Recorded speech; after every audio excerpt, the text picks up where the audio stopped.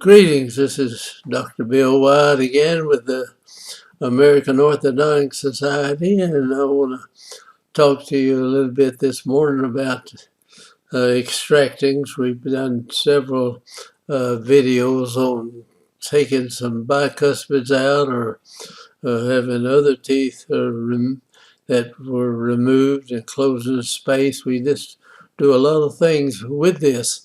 This case right here had several little things that need to be done orthodontically, but if he hadn't had the wisdom teeth back there, we would not have taken any bicuspids out. Now, we're talking about the first bis in this particular case, but you could do it with the second bis, bring the wisdom teeth up a little bit earlier than that. I appreciate the people watching this. This is amazing to me that we can come in here and sit down and share something with you, and this makes it where we can go all over the United States, the whole world, and help people that need to have something, to know something about moving teeth like this. So I am real grateful to be able to do this. It's a very satisfying thing. So let's take a look at this young fella. There's no big problem here. Let's see just a minute. I have to get a dot on it. There he is. And we could have saved the bicuspids like this if he hadn't had any wisdom teeth back there. We would have, but we had some good wisdom teeth that probably would have to have been taken out, and he had a few things here wrong that we needed to do some orthodontics for him. And you can kind of look at the models. He's got a little overjet, overbite, and the midline's off. He's more class 2 on one side than he is the other side. And so several little things there that we could have done, not having that to do. Let's see now. Let me go to this side of his mouth. This is a good class 1 relationship here, and you could have left it alone. This has got the 6 keys here of occlusion. That's and just real good, and no reason to go in there to take that tooth out. If he hadn't had real good wisdom teeth, we would have left it alone. So it's a kind of a trade-off there. You get a wisdom tooth is in the best chewing area in the mouth. I mean, the muscles that close the jaw up and down are right over that area. If you want to chew something hard, you go the further back you get, and the further you get up front here, the less force you have. Now, I don't know, a lot of people realize that when you bite the lower front teeth to the upper front teeth, you're going to move the jaw out this way, and you close together, and these teeth don't touch at all in here, and you have no support back there. So the contact is in the joint up here and in the teeth out here. And you put so much pressure on this joint, you don't bite hard on these front teeth because of that. I'll just scribble all over this thing for you. Now, let's go to the next view here. Now, this side is slightly class 2. You see, this molar, if it were out here, more like that, it'd be a full class 2. If for it to be class 1, this lower molar needs to be out in this area, see, for it to be class 1. That brings these teeth out here in the front area. So it's about a little over half class 2 back here. So you're going to shift the whole arch around. You see, you've got to kind of balance that thing off out to bring one side forward up here, and you hold the other side. It's kind of slide it over here. Now the midline line up better once you get that done. And we know what his x-rays that he's got these excellent excellent wisdom teeth. Now, let's go to the next slide, and you can see so that this is not the same distance over here. So we're taking a bicuspid on this side and a bicuspid over here, and this is down lower, and one side is off from the other. So we're going to maneuver this around and catch that something like that. See, we can actually slide the arches around one arch compared to the other arch by putting elastics on there. That's not a real difficult thing to do, but you don't just step in there and learn how to stick brackets on and learn how to do some of this stuff. So you have to work at it for quite a while. Now let's get this other, the lower down here. We've got a crowded out bicuspid and things are off a little bit down on the bottom side. No big reason to take out teeth though. We could have left these teeth alone if he hadn't had these good wisdom teeth. So we didn't. So we swapped them out. And that's not a bad thing to do. Is just to swap these teeth for this. So here we are. He's 14, nearly 15 years old. See, when we get the case. Now here you see he's got a distance like that. So we got to bring these teeth out on one side and hold the other side and then change the torque and everything in this to get these teeth interdigitating properly in here. Now here are the wisdom teeth. They're both fine. He's 14, he's nearly 15 years old at this time. Got pretty good airway. He's got a lot of things going to him. Going for him, I ought to say. I'm having to go back and forth here and punch buttons. I'm going to get we're getting a new computer system in here, and it's a little bit tricky for me here at first.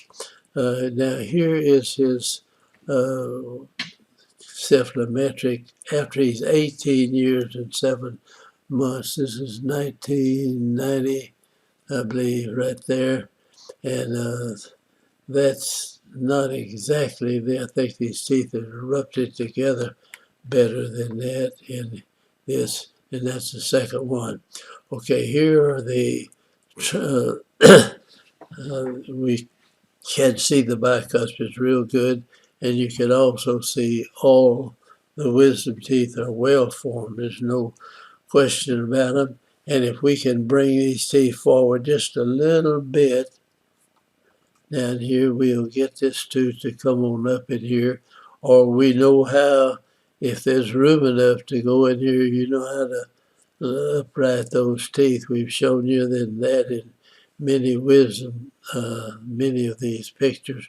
Right here, you just come in here with a bow that's headed, and you swing it up here, and you kick that wisdom tooth up and bring it in.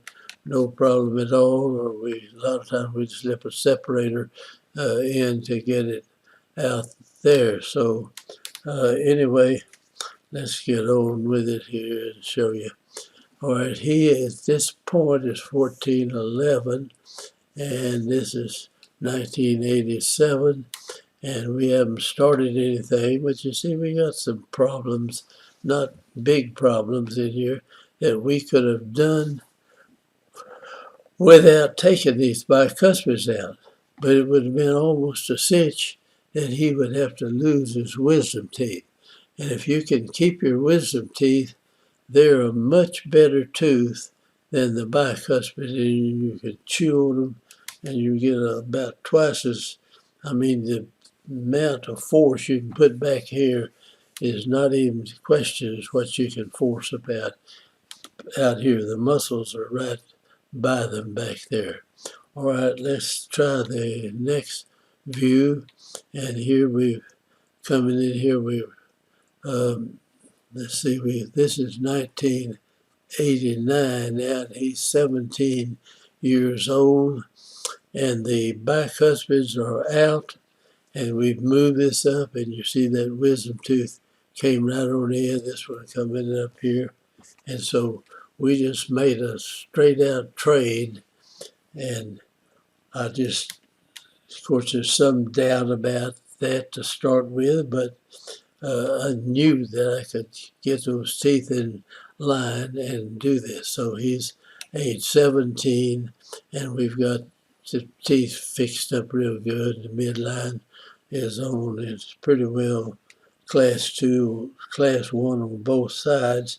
Now, let's see what this, now here we are at 1990, and he is at this time 18 years old and 7 months, and we got the wisdom teeth, and he's class 1 right here. See how this is come in? It's class 1 over on this side, and this is met everything lined up, midline, doing good.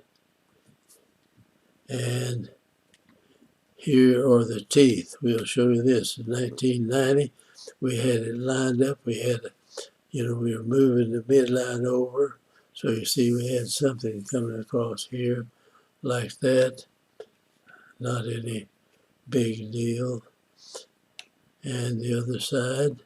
And you can see we got wisdom teeth back here. No question about it. And over on this side, the wisdom teeth are present, the second molars, and here's the 6-year molars, and everything's lined up almost exactly where we want it, but we are going to use a little bit more elastic in there correcting that. And this doesn't reach back to catch the wisdom teeth in that picture, but everything else is lined up quite good. And in the lower arch the same way. Upper arch again in good shape.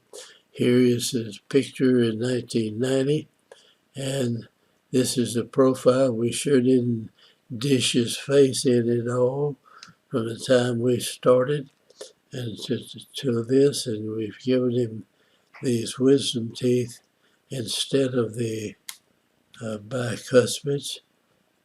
And this is the facial structure. This the camera was off a little bit on this, but we almost got this midline. Had probably just a little tooth size discrepancy, and here we'll put the retainer in the back of the on this. It's got his upper retainer already fixed. We'll put a bite plate. I think I missed one here on that, and that's the end of the pictures that I've got in here, but we fixed him up like this. Now we can do something like this for somebody, and if you had a little orthodontic problem in here and you've got the wisdom teeth and you want to save the wisdom teeth, by taking out the bicuspid, you can move this even more, but you can move the back teeth to the front and close that space up and have room for the wisdom teeth.